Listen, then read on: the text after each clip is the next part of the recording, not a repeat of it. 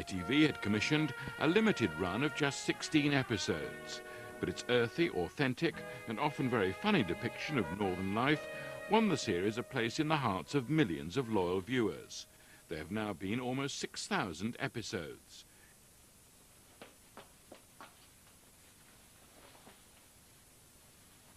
Mrs. Walker?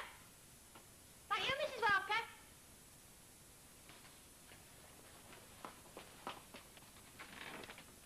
Steady on, Stan, steady on.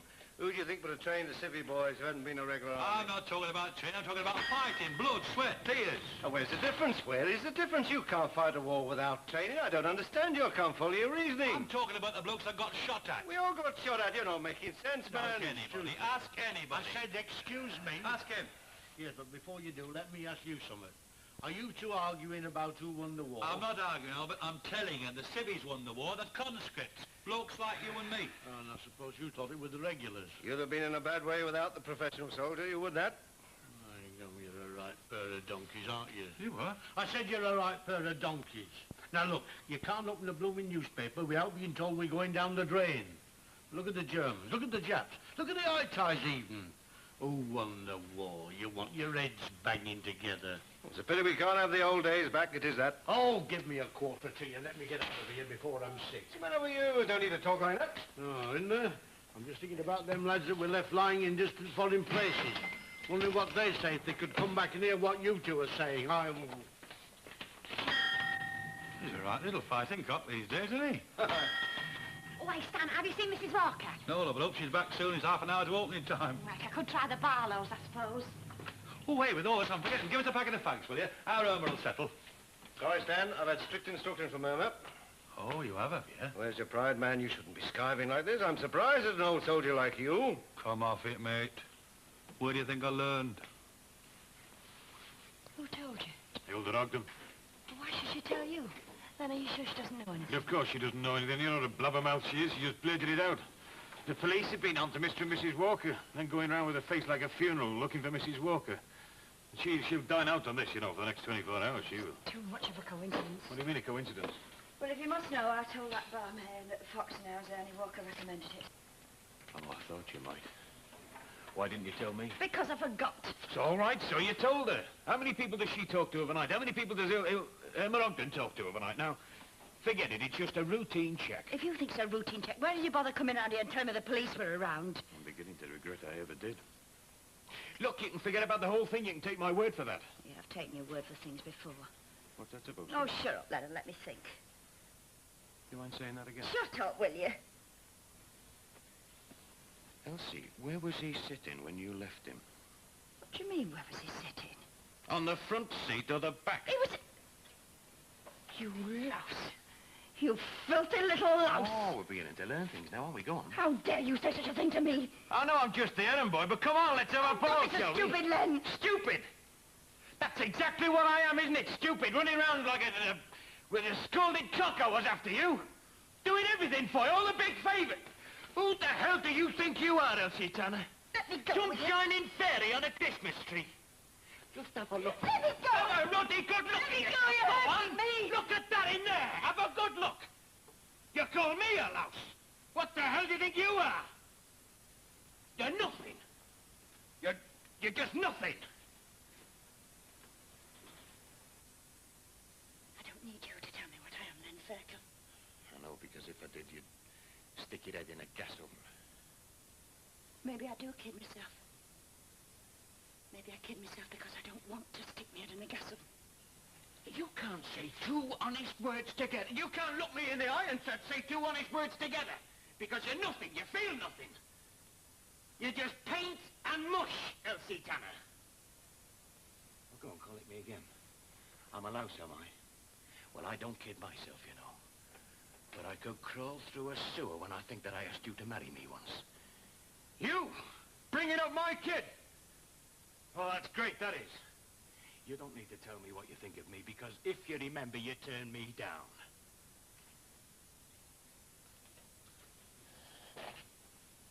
There were reasons.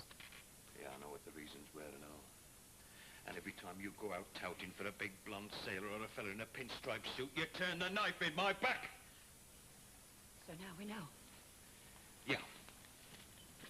Yeah, now we know. I had to go to someone. Len, you were the only one I could tell. I don't even know how I'm going to tell our Dennis yet. You're not worried about shocking him after all these years, the way you've dragged him up, have you? You've said enough, Len. Well, throw me out then. If you feel like that, why don't you go? Because I fancy you. Oh, charming. After all that. I don't kid myself, you know.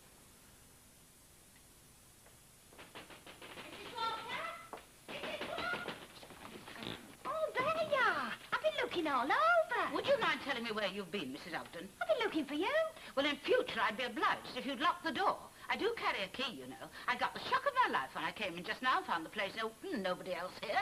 We are licensees, you know. Yeah, well, I'll remember next time. I should hope so indeed.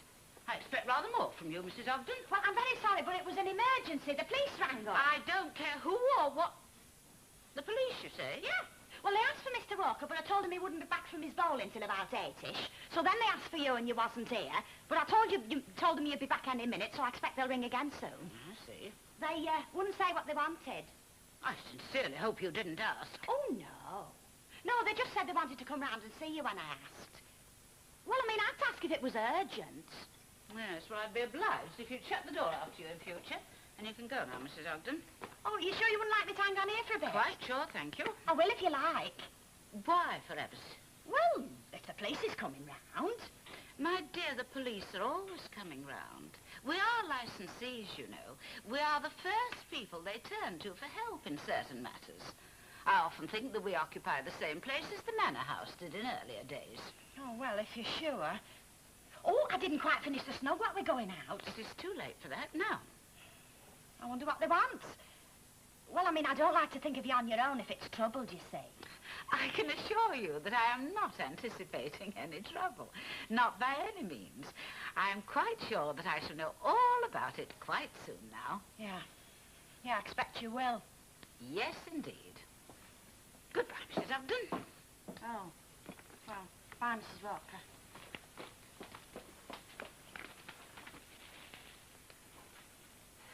Have you decided which you'd like, Mrs. Caldwell? Well, I like this one the best. It's a bit expensive, but I do like it. I've got one just like it at home, but I never use it, of course.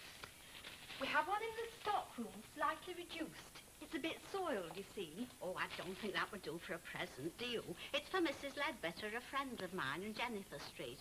She's being moved. She doesn't want to go, only they're pulling the street down. What a shame.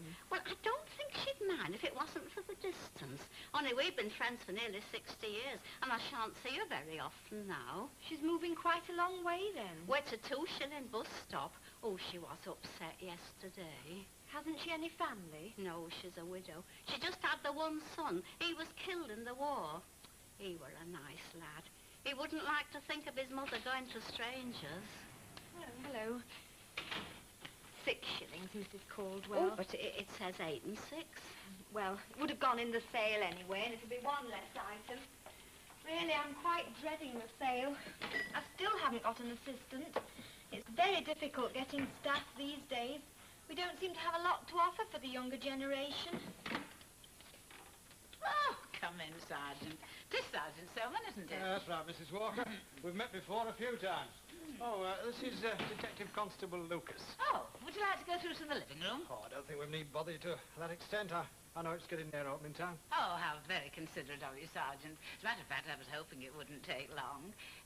Could I offer you anything? Oh, no. Thanks very much all the same. We've just come from the Fox and Arms. Oh, yes? That doesn't strike a note? No, not particularly. It depends which fox and hounds, wouldn't it? There are quite a number of them. Yes. Well, we're investigating the death of a Mr. Robert Maxwell. You may have seen it in the papers. A road accident at the other side of town. No, I can't say that I have. I see. Well, this gentleman visited the Fox and Arms on the evening of his death. In fact, as far as we can establish, it was the last place he was seen. Now, I understand you visited the Fox and Arms the other evening with your husband. That would be the 24th.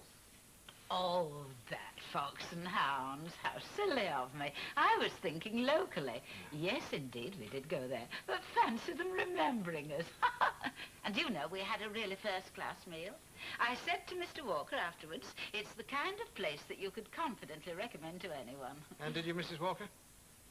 I beg your pardon? Did you, in fact, recommend it to someone? Oh, well, I may have mentioned it to someone in the course of conversation at the bar, yes, or someone may have asked my advice. They frequently do. You can't remember any particular person? Male or female officer? We're looking for a woman, Mrs. Walker. She left the Fox and Arms the same evening with the deceased. We found a pair of ladies' gloves in the car, and since they don't belong to the wife, it's natural for us to assume that this woman may have been with him in the car at the time of the accident. I see. I think Mrs. Walker may be wondering how we come to connect this woman with her. Yes, as a matter of fact, I am. Well, the fact is, Mrs. Walker, she specifically mentioned to the barmaid that the place had been recommended to her by you. I'm threatened short. Oh, I always seem to be threatened short these days. Oh, well, you can give it to me next time you come in, Sandra. Was it right what you were saying just now when Mrs. Caldwell was in, about wanting staff? Yes, it is. Did you know someone who might be interested? What would I do? You? Yeah, well, I did help out that time. We seemed to get on all right. Just excuse me a moment, yeah? Can I help you, Mrs. Caldwell? I don't really like, but could you take it back? The tablecloth? Have you decided it isn't suitable, then? Oh, no, it's not that. It's just that I feel that she might be upset. Upset? Yes, I think if I was to give her a present, she'd be upset. Let me see. 6 shillings, wasn't it? Oh, I'm sorry to be a bother. Oh, that's quite all right, Mrs. Caldwell. Thank you very much, Miss Nugent. Bye. Can't make their minds up, some of them, can they? What would I do? Well, I'm very anxious to have someone, but I don't think your father'd be very pleased, Sandra. Well, I'll tackle him. Well, if you feel there's a possibility, of course. There's no harm in trying, is there? Well, no, and if it is all right, I should be delighted. Well, that's settled then. I should hardly regard it as settled at this stage. Perhaps I could pop into the shop later on and see what the verdict is. Yeah, all right then. I'll keep my fingers crossed. Goodbye. Bye. Back again, Mrs. Caldwell? Well, I think I'd better have it after all. I wouldn't like her to think I'd let it pass.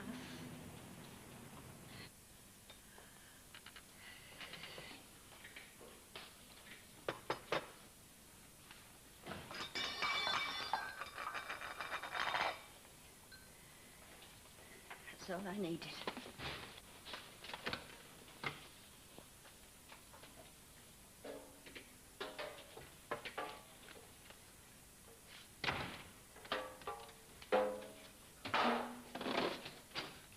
Again, 5 calls, 5 orders. How's that for a loving son? I've got it, you know. It's all up here.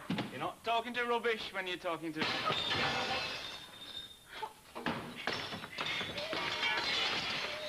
Well, why don't you finish the rest off while you're at it? Then we're going to have cardboard in every other one. It'll be just like old times, won't it? Say another word, Annie. Don't say another word. What's better all that? Don't touch me. I could have done a lot worse for you, you know. I could have cleared off and left you like other mothers do. You'd have managed no matter what they said.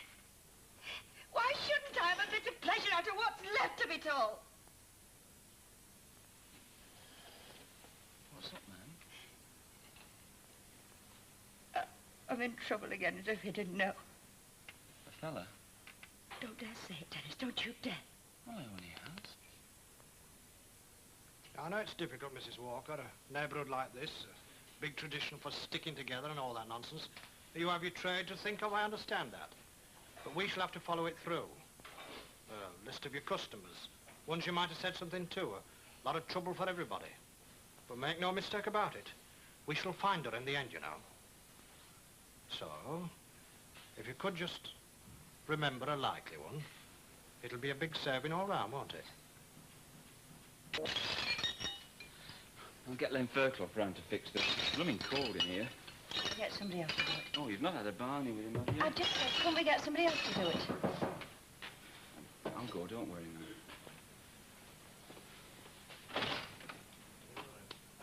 You'd better go straight through. Tanner? Now, don't say anything, Now Mother. then, son, let's not jump to conclusions, shall we? Brought your gloves back, Mrs. Tanner. They are yours. Yes. You were in the car when the accident happened? Yes. Now, she's not had anything. You can't do anything to her. I didn't say she had some. You all right, Mrs. Tanner? No injuries? No injuries worth mentioning. You shouldn't have just cleared off like that, you know. You knew he was dead, of course.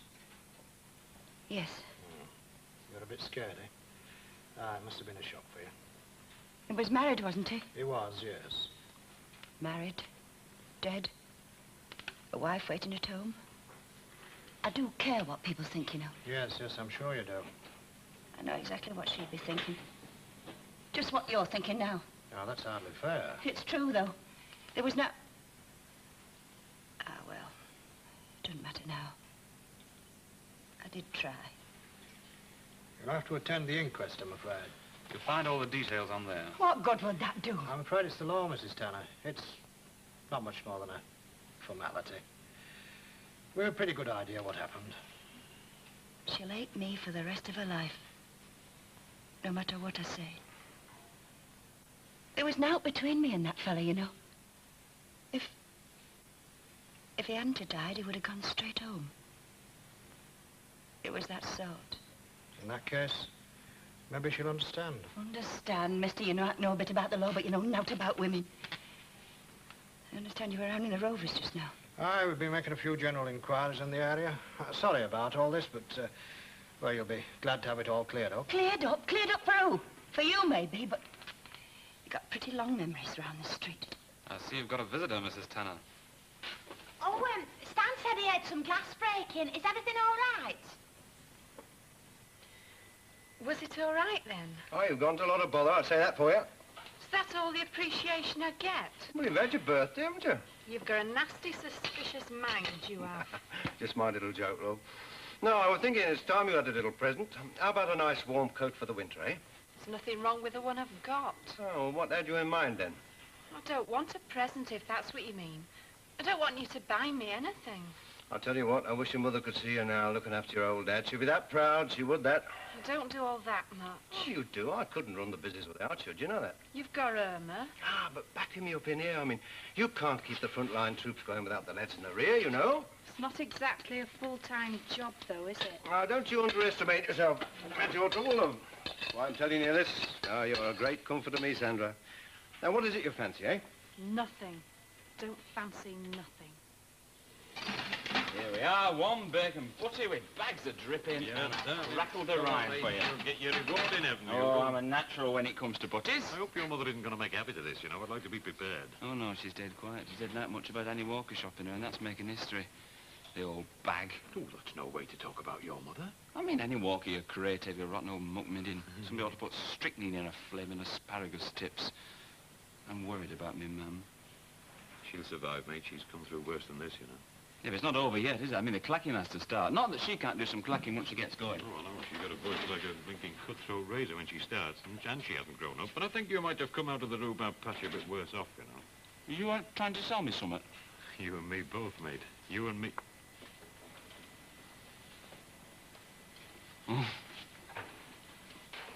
Hey, listen to this bit.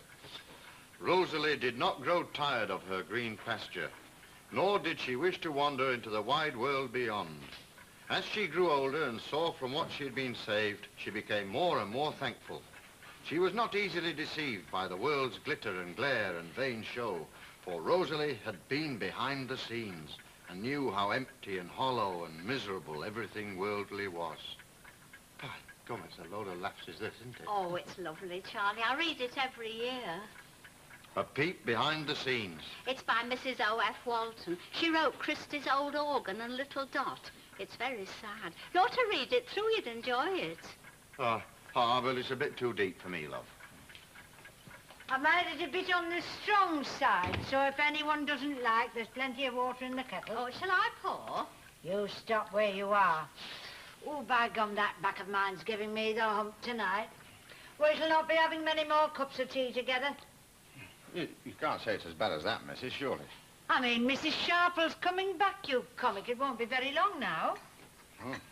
I think I'll give a little party tomorrow. Well, she's never coming back that soon. Oh, not for Ina, for me. It's my birthday.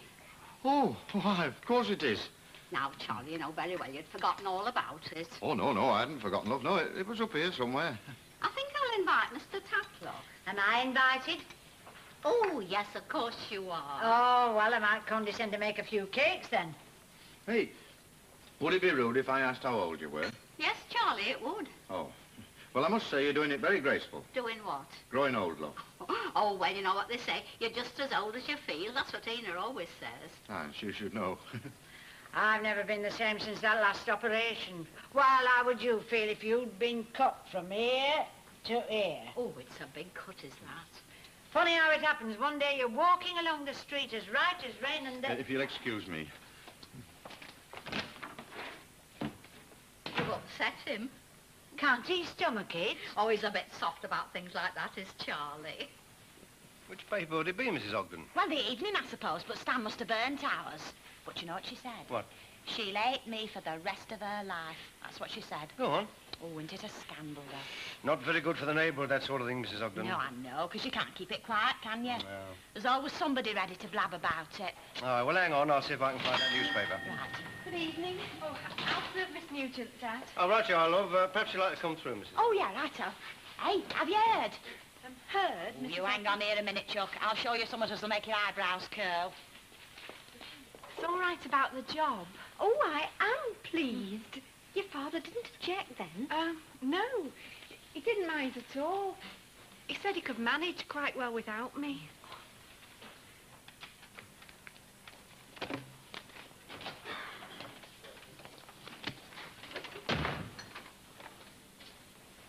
What's he doing here?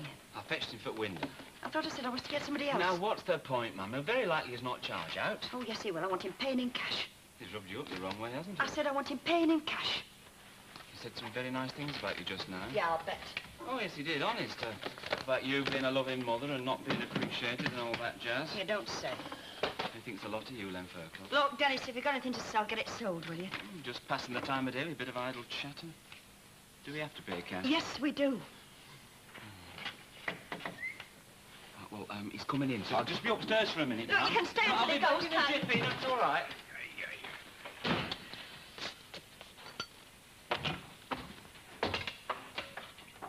Yeah, madam, that should be satisfactory. Thank you. How much do I owe you? How much? Yes, I'd like to get it settled now. To you, 7 and 6. I'm sorry it bothered you. I did ask him to get somebody else. Why get somebody else? I'm cheap. I'm available. I might not be very good, but I do a good job. Then don't start that again, please. Come off it, Elsie. You hurt my feelings. Darling, let's go down to Rover's. I'll buy you a drink and we'll forget about the whole thing, eh? No, thanks. Wine. Len. It isn't that I don't want to go. It's just that... You know what they'll all be yakking about in there. Yeah. I'll have one for you, shall I? Yeah. Think you'll find that right, Mr. Tatlock? All right, thank you. See, Elsie Tanner's been at it again. You know, I'm well aware that I'm a very different sort of personality, but do you know, Mr. Tatlock, my heart bleeds for that woman. What? No, it really does. She seems to go from one misfortune to another. Yeah, well, it's her own doing. Possibly. But I mean, a woman like that in the prime of her life, with no husband, 2 grown-up children, something rather tragic about it, don't you think? Oh, I don't know so much about that. We can all let ourselves go, you know. What do you want to start yakking about it in here for? Well, it wasn't me who started it. Oh, give over, will you? She'll be after you, you know. You might be putting your shovel in where there's no muck. Oh, no, I'm not having that. I've said now I wouldn't bear witness to. Well, I'm ashamed of you. Oh, Stan, what a thing to say. I am. I'm ashamed of you. How many fellas have you sat with in lay-bys? I've never done no such thing. That's what I mean. It's a bad case of sour grapes, if you ask me out. Oh, Stan Ogden. Mr. Fairclough, Len, Mrs. Walker, Annie. will you be seeing Mrs. Tanner? I suppose so. Will you give her that with my compliments? With pleasure. Mrs. Walker, Hello, Dennis, love. you ought to be blooming well ashamed of yourself. I I beg your pardon? Oh, beg my pardon, do. We know very well who sent the police round to our house, so you can lie till you're blue in the face, but we know. I've no intention of lying. Do you realise the situation I was in? I know what situation my mum's in right now. I've never seen her look as bad as she does now, and it were all out of kindness of her heart. That may be so, If I were in charge of things, Mrs. Walker, I'd have women like you out of harm's way, and I'm not kidding neither. How dare you come in here and talk to me like that? You wouldn't dare to do it if Mr. Walker were here. I'd talk to you like that if 10 Mr. Walkers were here. Yes, mate, relax. She's a menace to flipping society, that's what she is.